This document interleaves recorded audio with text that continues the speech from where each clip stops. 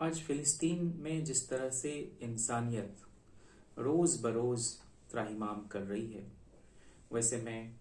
फिलिस्तीन के राष्ट्र कवि महमूद डारविश याद आते हैं। उनकी एक बहुत ही मानीखेज कविता है जिसका उन्वान है अ लवर फ्रॉम पैलेस्टाइन, फिलिस्तीन का एक आशिक। इस कविता में वे एक मेटाफर का इस्तेमाल करते हैं और वो मेटाफर है loss of Eden, resurrection and birth, और फिर डिस्पोजिशन एंड एग्जाइल। इस कविता का अनुवाद किया है खुर्शीद अनवर ने और बहुत प्यारा तर्जुमा है। तेरी आंखें कि उतरता कोई नश्तर मेरे दिल में, तेरी आंखें कि उतरता कोई नश्तर मेरे दिल में, दर्द महसूस करूं या कि फिदा हो जाऊं, तेज झोंकों में हूं फानूस इनका, रात को चीर दे और दर्द को गहरा कर दे, ऐसे पेवस्त करो आंखों को सीने में मेरे, तेरी आंखों से मिले जख्म यूं चमके जैसे, आज के घोर अंधेरों में रोशनी की किरण, कल के ख्वाबों को भी रोशन कर दे और मेरी रूह पे भी छा जाए।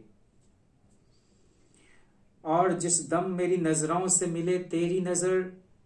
यह भी न याद रहे हम कभी साथ भी थे, एक ही थी राह गुजर, और अल्फाज मेरा नगमा थे,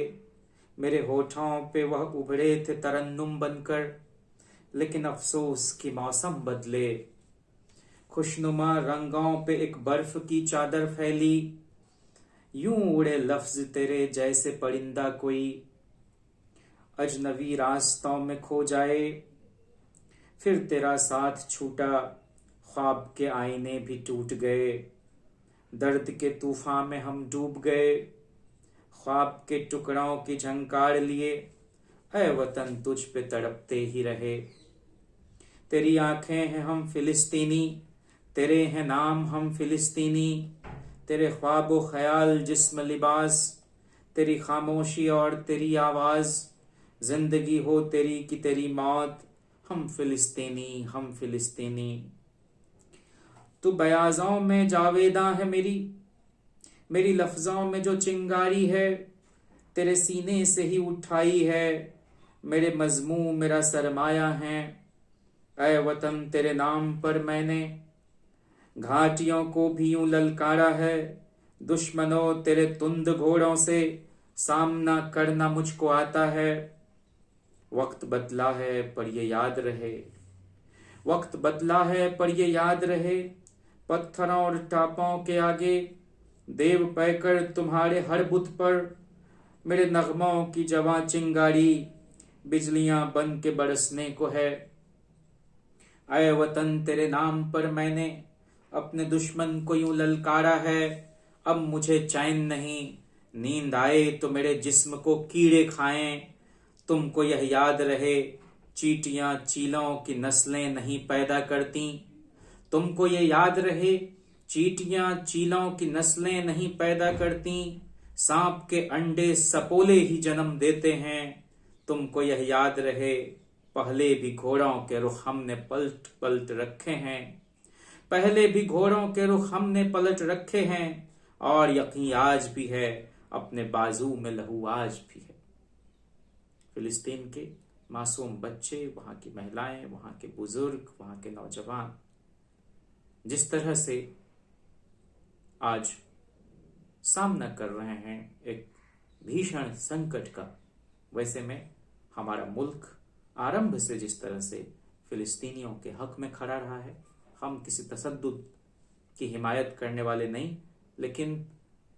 इस बात को सोचना चाहिए कि वर्षों से जिस तरह से वहां मानवाधिकारों का हनन होता आया है, जिस तरह से वहां के लोगों के हक हुकूक और मानव के रूप में जो उनकी गरिमा थी उसको दरकाई जाती रही है,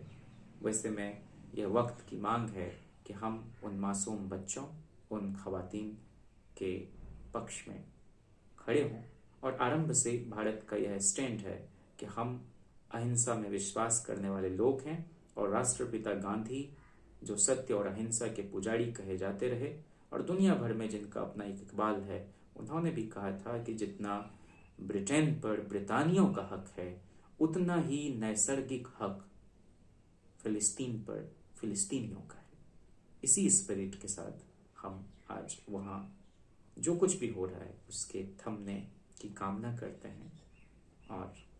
उन परिवारों को जिन्होंने अपने लोगों को खोया है उनके प्रति अपनी संवेदना प्रकट करते हैं। विश्व में शांति कायम हो और लोग मूकदर्शक बनकर न रहें, बल्कि ज़रूरी हस्तक्षेप संयुक्त राष्ट्र की तरफ से भी हो और बाकी मुल्कों की तरफ से भी। जय